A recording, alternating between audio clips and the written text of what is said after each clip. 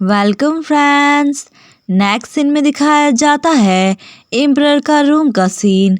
Emperor की हालत काफ़ी ख़राब थी क्योंकि एम्प्रेस गिसेल अपनी ब्लैक मैजिक का यूज़ कर रही थी एंड एम्परर काफ़ी ज़्यादा पेन में थे। देन एम्प्रेस गिसेल कहती है, क्या आप बेहतर महसूस कर रहे हैं योर मैजेस्टी? देन एम्परर की मुंह से आवाज़ नहीं निकल पा रही थी। फिर भी वो जैसे तैसे कहते हैं, मुझे थोड़ा अच्छा महसूस हो रहा है। एंड ये कहकर वो काफ़ी ज़ोरों से खांसने लगते हैं और उल्टियाँ करने लगते हैं। देन एम्प्रेस मन में कहती है, तुम काफ़ी कमज़ोर हो गए हो, तुम्हारी ब्रेन वॉशिंग जारी रखना इम्पॉसिबल है। अब समय आ गया है इसको निपटाने का। और जैसे ही वो अपनी ब्लैक मैजिक यूज़ करने लगती है, उसका पूरा शरीर कांपने लगता है और वो खून की उल्टियाँ करने लगती है और उसे पता चल जाता है तो कहती है, ओ नहीं ओमोको, इसका मतलब वो मारा गया। एंड रूम से बाहर आते हुए कहती है, आखिर ये किसने किया होगा? देन तभी एक मेड कहती है, हर मैजेस्टी द इम्प्रेस। एंड जैसे ही उन्हें देखती है तो वो दोनों डर के मारे कांपने लगती है। एंड इम्प्रेस गिसेल कहती है, कोडेलिया नहीं, उस बच्ची के पास वो पावर नहीं है कि वो ओमोको को मार सके और कोई भी ऐसा डार्क मैजिशियन स्ट्रॉन्ग नहीं है कि वो ओमोको को मार सके। तो फिर किसने किया होगा? एंड क्राउन प्रिंस एड्रियन को ग्लास ग्रीन हाउस से निकलते देख शॉक्ड होकर कहती है, एड्रियन। द नेक्स्ट सीन में दिखाया जाता है ड्यूकियल्स इवान को लेकर काफ़ी तेज़ी से भागे जा रहे थे और कहते हैं, ये सब मेरी गलती है। एंड हमें पास्ट का सीन दिखाया जाता है। ड्यूकियल्स मैप को देखते हुए कहते हैं, टाइम पीरियड के अनुसार उन क्षेत्रों को ऑर्गेनाइज करने वाला मैप जहां मॉन्स्टर प्रकट हुए हैं और उनके प्रकट होने की फ्रीक्वेंसी। सच में ये एक ऐसा मेथड है जो मैंने पहले कभी नहीं देखा। क्या ये आपने बनाया है यंग ड्यूक? देन बारिन कहता है, नहीं, ये इवान और उसके सेक्रेटरी का कमाल है। एंड ये सुनकर ड्यूकियल्स हैरान हो जाते हैं और मन में कहते हैं, मुझे पता था कि इवान काफ़ी इंटेलिजेंट है, लेकिन इतना एडवांस स्टैटिस्टिकल नॉलेज और उसके साथ उसने नया क्लासिफिकेशन मेथड का भी आविष्कार किया। सच में इवान, आखिर तुम किस प्रकार की पर्सन हो? देन बारिन खांसते हुए कहता है, अब हमें अहम मुद्दे पर आना चाहिए। इस मैप को देखते समय मेरे फादर और मैंने कुछ अजीब बात नोटिस की। मॉन्स्टर के अपीयरेंस और मूवमेंट कई इलाकों में बहुत ही अधिक हो गए हैं, मानो जैसे उन्हें कोई कंट्रोल कर रहा हो। देन ड्यूकियल्स कहते हैं, लेकिन क्या ये पॉसिबल है? देन ड्यूक आर्जेंथोस कहते हैं, हमने रिसेंटली मॉन्स्टर बैटल साइट का इन्वेस्टिगेट किया। देन बारिन कहता है, तो हमें ये मिला और वो वीडियो दिखाता है। एंड ड्यूक शॉक्ड होकर कहते हैं, एक मैजिक पिलर जो मॉन्स्टर को सील करता है। एंड बारिन कहता है, बस यहीं पर नहीं बल्कि हमने चारों तरफ देखा, जितने भी मैजिक पिलर थे जो मॉन्स्टर को सील करते हैं उन सभी को डिस्ट्रॉय कर दिया गया है। देन ड्यूकियल्स कहते हैं, क्या इंपीरियल फैमिली को इसके बारे में पता है? देन ड्यूक आर्जेंथोस कहते हैं, ये निश्चित तौर पर तो नहीं बता सकता, लेकिन संभवतः इसके बारे में कुछ तो उन्हें पता ही होगा। देन बारिन कहता है, इन्वेस्टिगेटर के मुताबिक मैजिक पिलर के आसपास के एरिया को सील्ड कर दिया गया था और वो भी कार्डिन फैमिली के प्राइवेट सोल्जर के द्वारा। उनका कहना ये था कि ये सब मरम्मत के लिए है, लेकिन उन्होंने वैसे ही उसे छोड़ दिया जैसे कि वो था। देन ड्यूक आर्जेंथोस कहते हैं, हाउस कार्डिन, इम्प्रेस गिसेल की फैमिली इसके पीछे है और फिर भी इंपीरियल फैमिली नहीं, ऐसा हो ही नहीं सकता कि इम्प्रेस गिसेल इन चीज़ों के बारे में नहीं जानती। हालांकि क्या ये पॉसिबल है? हिज मैजेस्टी द एम्परर इन सभी चीज़ों से अनभिज्ञ हैं। देन ड्यूकियल्स कहते हैं, तो आप ये कहना चाहते हैं कि हर मैजेस्टी कुछ योजना बना रही है। एंड ड्यूकियल्स को ये कहते देर नहीं लगती, चारों तरफ सन्नाटा फैल जाता है। देन ड्यूक आर्जेंथोस कहते हैं, यही वो रीज़न है जिसके लिए मैंने तुम्हें यहाँ बुलाया है। न केवल इम्पीरियल पैलेस में सस्पिशियस गतिविधियों का पता चला, बल्कि पूरे साम्राज्य में। इसलिए मेरा मानना ये है कि आप इस मुद्दे पर चुप नहीं बैठेंगे। क्या मैं सही कह रहा हूँ? एंड वो दोनों ड्यूकियल्स की तरफ उम्मीद भरी नज़रों से देखने लगते हैं।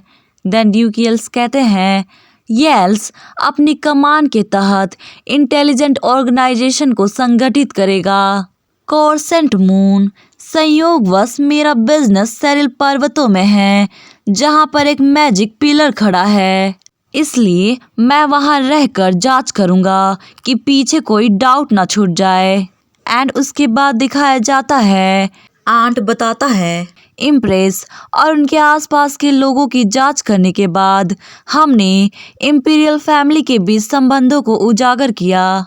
एंड ड्यूकियल्स मन में कहते हैं, अनेकों नोबल हाउसेस और डार्क मैजिशियन, उनका एग्जैक्ट पर्पस अभी तक स्पष्ट नहीं है, लेकिन कुछ तो जरूर चल रहा है।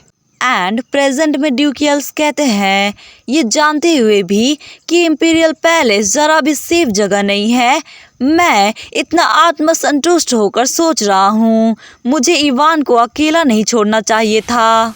प्लीज इवान, खुद को संभाले रखो, मैं तुम्हें कुछ भी नहीं होने दूंगा। देन हमें दिखाया जाता है इवान का ड्रीम का सीन। इवान कहती है, क्या ये कौन सी जगह है और मैं यहाँ क्या कर रही हूँ? एंड इवान पास्ट के बारे में सोचती है। ड्यूकियल्स परेशान होकर कहते हैं, इवान। एंड इवान बेहोश होते हुए कहती है, भागो, तुम्हें यहाँ से जल्दी भागना होगा। एंड इवान को जब रियलाइज़ होता है तो वो परेशान होकर चारों तरफ चिल्लाती है, रॉडनीन, रूड, आखिर कहाँ हो तुम? और मन में कहती है, मुझे जल्द से जल्द रॉडनीन को ढूंढना होगा। देन तभी वो एक पर्सन को नोटिस करती है और दौड़ते हुए कहती है, रॉडनीन। और जैसे ही पकड़ने जाती है तो वो पर्सन को पकड़ नहीं पाती। देन देखती है तो वो पर्सन और कोई नहीं, उसके फादर होते हैं, जो काफ़ी गुस्से में दिख रहे थे। देन इवान कहती है, फादर आप यहाँ कैसे आए? देन ड्यूक आर्जेंथोस कहते हैं, इवान मुझे तुमसे कुछ बातें करनी है। देन इवान कहती है, फादर मैं माफ़ी चाहती हूँ, लेकिन इसके लिए मेरे पास अभी समय नहीं है। देन तभी पीछे से आवाज़ सुनाई देती है, क्यों? देन इवान देखती है तो उसके सामने वही पुरानी वाली इवान खड़ी थी, जो कोल्डली ड्यूक को देखी जा रही थी और जाते हुए कहती है, आपको तो कोई परवाह ही नहीं, तो फिर आप अपना कीमती समय मुझ पर क्यों बर्बाद कर रहे हैं? देन ड्यूक आर्जेंथोस गुस्से से कहते हैं, तुम बहुत ही अशिष्ट हो। एंड इवान इन सभी इंसिडेंट को देखते हुए मन में कहती है, मुझे याद आ रहा है, ये तब हुआ था जब मैं उस दिन बिन बुलाए टी पार्टी से लौटी थी। जब उन्हें इस न्यूज़ के बारे में पता चला कि टी पार्टी एक डिज़ास्टर में बदल गई, तो वो मुझे ढूंढते हुए आए। देन तभी ज़ोरों से बारिन कहता है, हे रुक जाओ। एंड इवान देखते हुए कहती है, ब्रदर ये दृश्य तो तब का है जब मैं एकेडमी में थी। देन पुरानी वाली इवान बारिन से कहती है, क्या तुम्हें डर लग रहा है कि मैं इसे खा ना जाऊं? मेरे मामले से दूर रहो, समझे? एंड इवान बताती है, ये वही समय है जब मैंने किसी को मेरे कपड़े से छेड़छाड़ करते हुए पकड़ा। देन बार्डिन को परेशान देख कहती है, ये दरअसल एक गलतफहमी है। एंड खुद पर चिल्लाते हुए कहती है, हे रुको, उसे अभी एक्सप्लेन करो, समझी? एंड सब कोई इवान को कुछ न कुछ कहे जा रहे थे। बार्डिन कहता है, हे तुम ऐसी हरकतें क्यों कर रही हो? और मैड उसके बारे में कहती है, मैं अंदर नहीं जा सकती क्योंकि मुझे डर है कि लेडी गुस्सा हो जाएंगी। और नोबल लेडीज कहती हैं, और क्या ही उम्मीद किया जा सकता है लेडी इवान से? एंड ड्यूक आर्जेंथोस कहते हैं, तुम फिलहाल में घर के अंदर बंद रहोगी। और बारिन गुस्से में कहता है, तुम पागल कुतिया। एंड इवान उन सभी की शिकायत और नाराजगी जो इवान को लेकर थी वो ध्यान से सुन रही थी कि वो सब इवान से कितनी ज़्यादा नफरत करते हैं और उसका साइड लेने वाला कोई भी नहीं है। ये देखकर इवान पूरी तरीके से डरी हुई थी और खुद से कहती है, हे रुको, रुक जाओ, तुम मेरी बात सुनो। एंड चिल्लाते हुए कहती है, नहीं, तुम्हें भी गलत फहमी हुई है। देन पुरानी वाली इवान रुक जाती है एंड हमारी इवान की तरफ देखती है तो इवान के पसीने छूटने लगते हैं क्योंकि पुराने वाली इवान का शरीर काला पड़ गया था। एंड वो कह रही थी, मैं बिल्कुल अकेली हूँ। देन इवान को रियलाइज़ होता है कि उसके नोज से भी ब्लीडिंग स्टार्ट हो गई है और उसका बॉडी काला पड़ गया है और धीरे धीरे वो गायब होती जा रही है, मानो जैसे पुरानी वाली इवान और अभी की इवान राख में बदल गए हों। एंड वो एक ही बात कहती है, मुझे मौका मिला था कि मैं सब कुछ सही कर सकूं। मैं खुद को इसी तरह खत्म होते हुए नहीं देख सकती। एंड इवान होश में आती है और उठते हुए कहती है, क्या मैं अभी जिंदा हूँ? ये जगह तो मेरी लेबोरेटरी जैसी है। देन तभी पेम्बे उठते हुए कहता है, इवान तुम उठ गई, तुम्हें कैसा महसूस हो रहा है? देन इवान कहती है, पेम्बे ओह हाँ, मेरी बॉडी। एंड अपनी गर्दन की तरफ देखती है तो उस पे बैंडेज लगा हुआ था। देन कहती है, मुझे लगता है कि मैं ठीक हूँ, मुझे अब दर्द महसूस नहीं हो रहा है। देन पेम्बे कहता है, थैंक गॉडनेस, अगर तुम यहाँ थोड़ी देर से पहुँचती तो बुरा होता। शुक्र है कि वो आदमी जहर का कुछ अंश निकालने में कामयाब रहा। देन इवान कहती है, कौन? देन पेम्बे बताता है, वो आदमी, वो तुम्हें इतनी दूर से यहाँ तक लाया। एंड इवान उसे देखते हुए कहती है, रूड। देन उसका कोई भी रिस्पॉन्स नहीं होता। देन वो परेशान होकर चिल्लाती है, रॉडनिन आखिर क्या हुआ तुम्हें? देन फिर भी ड्यूकियल्स कुछ भी रिस्पॉन्स नहीं कर रहे थे। एंड ये देखकर इवान पूरी तरीके से डर गई थी और कहती है, रॉडनिन। एंड उसके पास जाती है चेक करने के लिए तो ड्यूकियल्स नीचे गिर जाते हैं। देन इवान जोर से चिल्लाती है, रॉडनिन। एंड इवान पूरी तरीके से डर गई थी और कहती है, क्यों? देन पेम्बे उसकी हालत देख ड्यूक को जाकर चेक करता है और कहता है, शांत हो जाओ, ये मरा नहीं है, बस सोया हुआ है। देन इवान कहती है, क्या सोया हुआ है? देन पेम्बे कहता है, हाँ, मैंने बस इतना सुना है कि तुम्हारे अंदर फैमिलियर का जहर था, है ना? देन इवान कहती है, हाँ बिल्कुल, ये एक फैमिलियर स्नेक था जिसकी पूंछ सिर में बदल गई थी। देन पेम्बे बताता है, तो फिर वो ज़रूर ओमोको होगा। वो एक हाईएस्ट रैंकिंग का फैमिलियर है, सिर्फ इस वर्ल्ड में नहीं बल्कि नर्कलोक में भी। उसके जहर से बच पाना एक चमत्कार से कम नहीं है। तुम इनक्रेडिबल हो इवान, लेकिन ये सिर्फ इस आदमी की बदौलत है जिसने जहर को बाहर निकाल दिया, जिसकी वजह से तुम आज सहन करने में कामयाब रही। एंड इवान शॉक्ड होकर कहती है, क्या इसने अपने मुंह से मेरा जहर निकाला?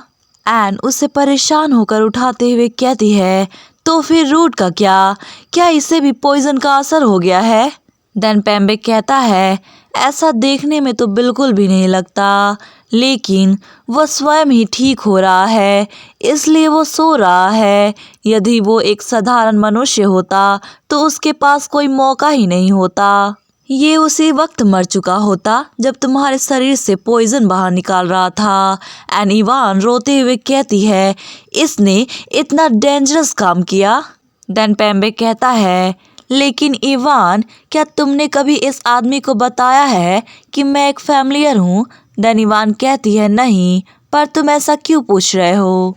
देन पेम्बे कहता है, क्योंकि केवल फैमिलियर ही दूसरे फैमिलियर के जहर का इलाज कर सकता है और वो तुम्हें डायरेक्ट खिड़की से अंदर लाया था। देन इवान शॉक्ड होकर कहती है, वेट, खिड़की? ये तो तीसरी मंजिल है ना? देन पेम्बे कहता है, तुम्हारी मेट्स पूरी तरीके से घबरा गई थी। एंड ड्यूकियल्स कहते हैं, वो पिंक हैमस्टर कहाँ है? एंड पेम्बे बताता है, वो आते ही मुझे ढूंढ रहा था। इसका मतलब है कि उसे पहले से ही पता था कि मैं एक फैमिलियर हूँ। यदि तुमने उसे नहीं बताया तो इसका मतलब है कि उसने खुद ही पता लगा लिया। ये सोचकर ही मुझे कितना डर लग रहा है।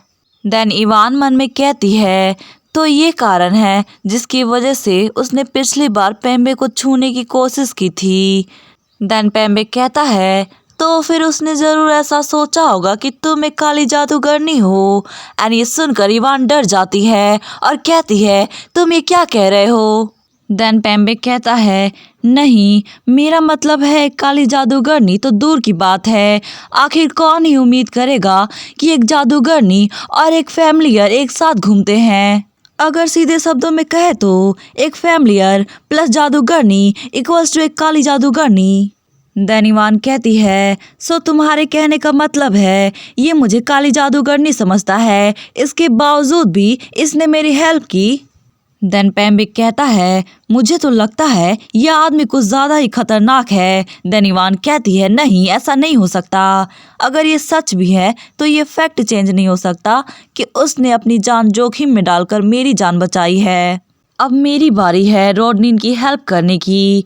देन पेम्बे कहता है, लेकिन वो खुद से ही हील हो रहा है। आखिर तुम क्या करने जा रही हो? देन इवान ब्लश करते हुए कहती है, मैं उसे कंफर्टेबल फील कराऊंगी। उसकी फीवर काफ़ी हाई है, सो मैं उसका ध्यान रखूंगी। मुझे इसके लिए बिस्तर, पानी और तौलिया लाना है ताकि वो ठीक से आराम कर सके। देन तभी यूदेला और कैरोल परेशान होते हुए आती है और कहती है, लेडी इवान। यूदेला कहती है, आपको पता भी है कि हम कितना चिंतित थे आपके लिए। एंड कैरोल कहती है, क्या आप ठीक है? देन इवान कहती है, हाँ मैं ठीक हूँ, जैसा कि तुम दोनों मुझे देख सकती हो। देन यूदेला रोते हुए कहती है, ड्यूकियल्स ने हमें सख्त आदेश दिया था कि किसी को भी लेबोरेटरी में प्रवेश की अनुमति नहीं दी जाएगी। हम बहुत चिंतित थे लेकिन अंदर नहीं आ सके। देन इवान कहती है, तो क्या उसने ऐसा किया? और मन में कहती है, सो वो पेम्बे की आइडेंटिटी छुपाने की कोशिश कर रहा था कि किसी को पता न चल जाए कि वो एक फैमिलियर है। देन लियाना आते हुए कहती है, हाँ ये सच है, वो पूरी तरीके से जिद्दी था। नहीं, वो बल्कि तुम पर अपना अधिकार जता रहा था। देन इवान कहती है, मैं सब कुछ नहीं समझा सकती लेकिन उसने सही डिसीजन लिया। खैर, अब मैं ठीक हूँ, इसलिए ड्यूक पर ज़्यादा सख्त ना बने। देन कैरोल कहती है, मैं समझ सकती हूँ, यदि आप ऐसा कहती हैं तो मैं आप पर विश्वास करती हूँ लेडी इवान। देन यूदेला कहती है, लेकिन लेडी ड्यूकियल्स कहाँ है? देन इवान कहती है, अरे हाँ, वो बहुत ही ज़्यादा थक गया था इसलिए अभी सो रहा है। तो यूदेला, क्या तुम कुछ अतिरिक्त बिस्तर ला सकती हो? एंड यूदेला के मन में तो डबल थॉट चल रहे थे। एंड खुश होकर कहती है, मैं अभी तुरंत लेकर आती हूँ माय लेडी। देन कैरोल कहती है, इसमें कोई आश्चर्य की बात नहीं है कि वो थके हुए हैं। वो आपको खिड़की से अंदर ले आए बिना किसी को पता चले। देन इवान कहती है, क्या किसी को भी नहीं पता? यहाँ तक कि गार्ड्स और नाइट की नज़र में भी नहीं आई? देन कैरोल कहती है, हाँ, लॉर्ड कैसर को भी अभी तक नहीं पता कि यहाँ क्या चल रहा है। देन लियाना कहती है, उन्होंने ये सुनिश्चित किया कि किसी को भी इसकी जानकारी नहीं दी जाए। हमने ड्यूकियल्स पर भरोसा किया और उन्होंने निर्णय लिया कि आपकी रिकवरी फर्स्ट प्रायोरिटी हो।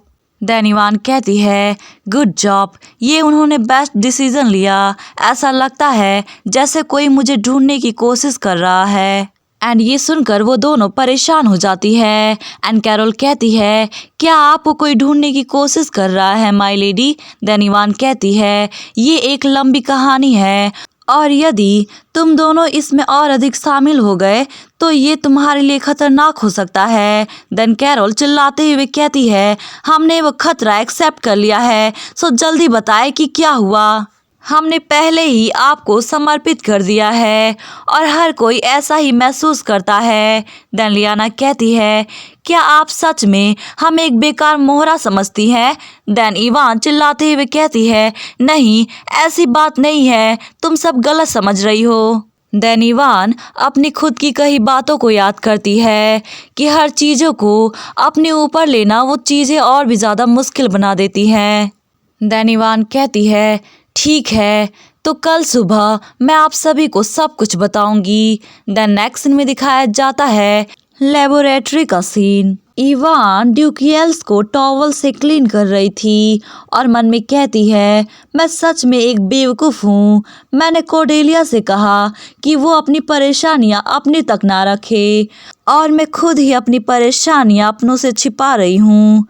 और वो एकमात्र कारण जिसके कारण मैं इस वर्ल्ड में सब कुछ करने में सक्षम थी, क्योंकि मैं जानती थी कि इस दुनिया में जो भी हुआ और क्या होने वाला था, वो नोवेल जिसका नाम कोर्डेलियास लाइट था, सो वो क्या चीज़ था मुझे नहीं पता, लेकिन एक बात तो पक्की है, अगर मैं 2 साल पहले उस ग्लास ग्रीन हाउस में नहीं गई होती तो मेरा फ्यूचर पूरी तरीके से अलग होता।